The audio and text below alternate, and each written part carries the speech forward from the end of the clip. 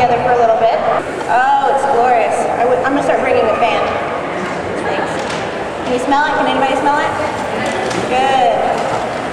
So here I added 6 ears of roasted corn, or it would be 3 cups of frozen corn. To that, I've got 12 ounces of crab meat. I met quite a few people today that had a shellfish allergy.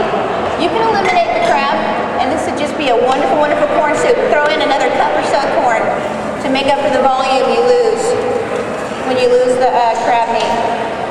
What I have is just a nice light vegetable stock, and I actually made this myself by simmering the corn husks and the pieces of the leftover corn.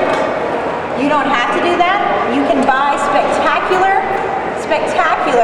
vegetable stock products now, even in regular grocery stores. And the next thing I add with my Thai flavors, Bisques, I think are meant to be creamy. Instead of adding regular old cream, I add coconut milk. You really, really, really want to shake your can of coconut milk, otherwise when you pour it off, you're going to have a bunch of really tasty, thick coconut cream down at the bottom, and we wanted that in there. So, the first chapter of the cookbook is all a gourmet needs, and I go through all the tools and all the equipment you need to make every single recipe in the whole book, and I suggest that if you own anything that is not on the list, after you read the book, put all that in a box, hide it somewhere, and if after 1 year you haven't had to dig into that box and find it, set it on fire and roll it down a hill. You don't need it. You do not need that. So we've got this all coming to a simmer. 1 cup of coconut milk. In that goes. What made me think of that is my handy dandy can opener here. One of the things I mentioned is I don't want any one-trick ponies. Well, this not only opens cans, it's a bottle opener. So, yeah, exactly.